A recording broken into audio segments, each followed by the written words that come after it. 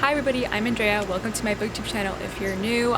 Today I'm going to be doing my recommendation video for Latinx-A-Thon. I'm super excited to get into this video and share all my recs, but before all that, I just really wanted to quickly mention at the time of filming this video last night, another black man was shot in the back 7 times by Wisconsin police here in the US. Black lives matter, and they've always have mattered, and us non-black people have to step up and take some direct action. I'm going to be leaving some links down below if y'all want to join me in donating and doing other things to demand justice. So I thought I'd film outside today. It would be a nice change of scenario, even though it's been really hot in California, but whatever. Okay, so the first book I wanted to recommend is this one right here, and it is called Pneumonia by Enriqueta Lunes, and this was actually gifted to me by one of our other Latinx-A-Thon co-hosts, which is Yvette, sorry. And I really love this chapbook. It's really short, like very short. It's only 14 pages. It is a collection of poetry, but Enriqueta Lunes is an indigenous woman from the Mexican state of Chiapas, and she speaks Tzotzil, which is a Maya language, and it is one of the most commonly spoken languages besides Spanish in Chiapas. So this book would actually fulfill the prompts of voices and roots. It is written in 3 languages, in English, Spanish, and then Tzotzil at the very bottom. I can show you right here. You can see. And she actually translates it from Tzotzil into Spanish and vice versa herself. And it has a little bit more about her at the end of the chapbook. But her work in this is basically about like female agency and femininity and strength and the force of women. And did you hear that?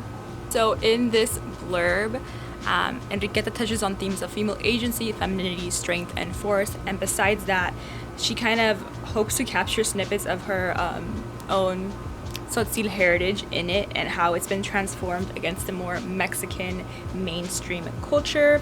And in it, she alludes to femicide and other issues that plague society at large in Mexico as well. So this is very good. It's super short, but it's packed with a bunch of information. And again, I love how it's in 3 languages. And again, shout out to Yvette for putting this on my radar. The next book I wanted to talk about is The Worst Best Man by Mia Sosa. Mia Sosa is an Afro-Brazilian author, and this book is a romance book. And I'm not that big into romances, but I really, really loved this book. This book is about Carolina Lina Santos, who is a wedding planner who was left at the altar, and when an opportunity arises to boost her career, she takes it. But the twist is that she has to work with the best man from her failed marriage, her ex-fiance's little brother, and shenanigans ensue. I really enjoyed reading this book. Again, I'm not that big into romances. I kind of touched on it in my last video or a couple videos before that. I'm a really big fan fiction reader, and a lot of fanfic is basically romance, and there's specific tropes that I really enjoy and I've kind of curated over the years, right? So I'm really specific when it comes to romance, but I really enjoyed this one in specific just because I really enjoyed the dynamics between Carolina, Lina, and Max, who is the ex-fiance's brother. Their interactions are super hilarious and funny, and I just had a great time being in their little world and going with the story arc. I liked it. I also liked how bilingual this book was in the sense that a lot of Portuguese was interwoven into it, and we got a sense of Lina's culture, her Brazilian heritage, and food, and sayings, and all these kind of fun things. So that was really, really great to read, and this book fulfills the prompts of voices, roots, and heritage. So the author is Afro-Brazilian, and so is the main character in this book. I don't know, I just thought it was really fun. It's a fun read. The next book I want to talk about is Each of Us is a Desert by Mark Oshiro. This comes out at the start of September, I believe. But I got an early copy thanks to Tortine. But this one, I just loved it so much. This follows Xochitl, who is a cuentista. She's a teenage cuentista in her small town in the desert, like it's like a border desert almost. And what that means is she can take people's stories that they tell her and their memories and deliver it to the god Solis, so they don't have to have that kind of memory stuck in their head. And as soon as they give their memories to Xochitl, they immediately forget about it, but she kind of has to learn how to live and tame it while in the moment, and she gets really drained every time she does it. but she's a really like crucial, important part of the village. This features a female-female romance, and I just really enjoy this book. Marco Shiro has a really great talent in being very lush and lyrical, and this book gave me a lot of nostalgia. So this takes place in a desert, but it reminded me of, so every summer we would go to Mexico, we would drive into Mexico, and we would drive through the state of Chihuahua, and a lot of it is desert, and it gave me a lot of nostalgia for just looking out of the car window and seeing desert for miles around, and seeing like the sky in different shades of like purple and pink, and then just looking down on the road and just seeing like tarantulas like run across the road. I don't know, maybe I'm biased, but I really enjoyed this book. This book does fulfill the prompts of Latinidad and roots. Marco Shiro is a non-binary author. They go by they and he. The next book I want to talk about is called Fiero Tropical by Yuli Delgado Lopera. They are a Colombian author, and they go by they pronouns. This would fill the prompts of roots and Latinidad. It's written in 2 languages, but I would consider this book multilingual just because of the way Spanglish is utilized in this book. Spanglish is its own language in this. I remember when I started reading this book, I just read this book, by the way. When I started reading this book on page 1, it kind of like hit me like, whoa, this is for real Spanglish. The way the writer so effortlessly like goes in between each and speaks it on its own. Like there's so much like how do I say this, sayings that I feel like kids that grew up on Spanglish would only know. So if you're somebody that isn't necessarily fluent in Spanglish, this might be a little bit more difficult for you, I feel.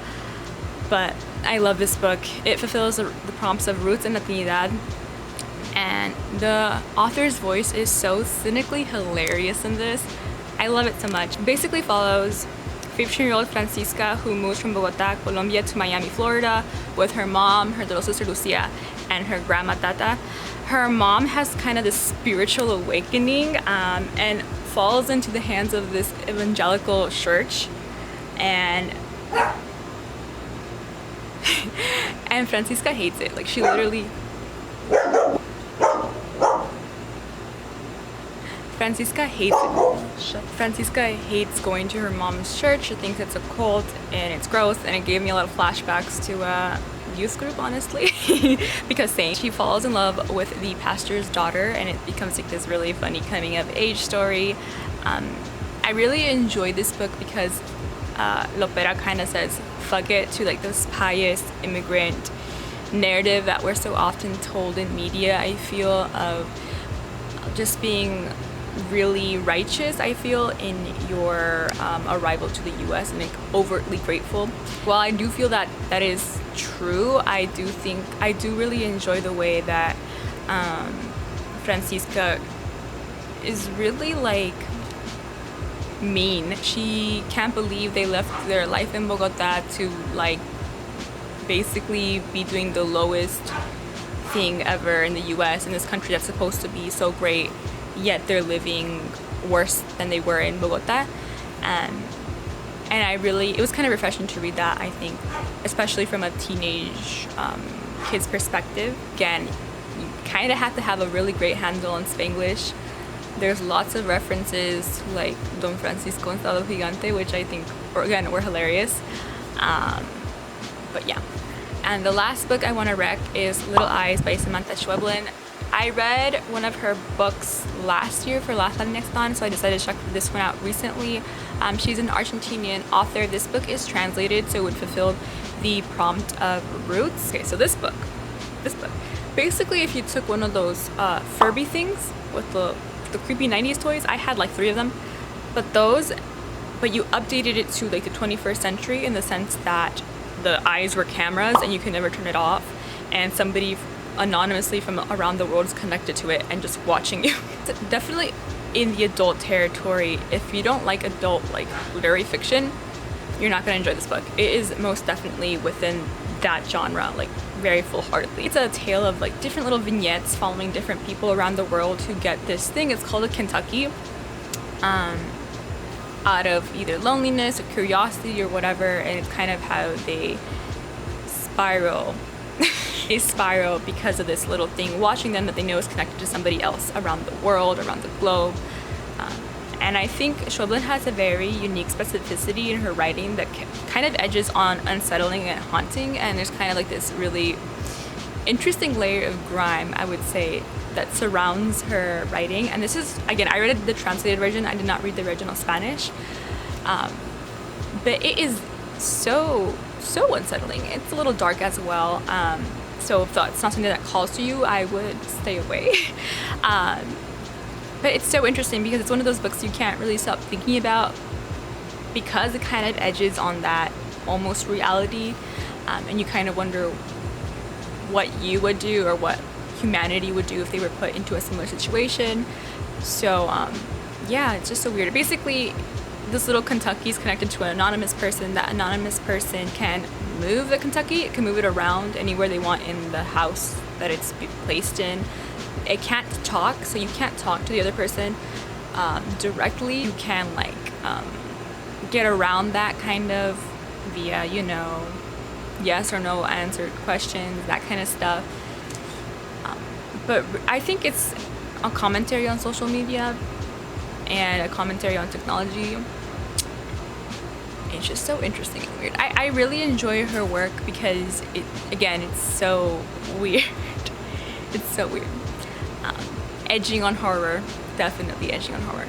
I also really wanted to touch on and recommend Running by Natalia Sylvester. It's one of my favorite books of the year. This book fulfills the prompt of roots, I believe, because it is bilingual. The author is Peruvian. The main character in the book is Cuban America. This is about a teenage girl from Miami who kind of has this realization that her politician father isn't that great, and he's kind of messed up, and it's a coming of age into her own, I guess, power, and learning that she is a force and that she doesn't have to depend on her family to make choices for her. And it's really she's a really great arc in it, and I think it's really fun. It's really enjoyable. The abuelo character in it is hilarious, and I love him so much. I wish I could hug him. But yeah, those are all the books I want to touch on for this recommendation video. If you want any more recommendations, definitely check out my other co-hosts or check out our playlist, which I will be leaving somewhere in this space here. But before I go, I just wanted to say that, again, we do have a giveaway. You can enter the giveaway in 3 ways, one of which is donating to our fundraiser, which is in support of Black Latina women and girls, and I'll be leaving a link to that down below. There's other cool ways that you can donate. We have a bunch of more cool announcements coming up that I'm super excited for y'all to find out about and join. And I'll see y'all next time. Bye.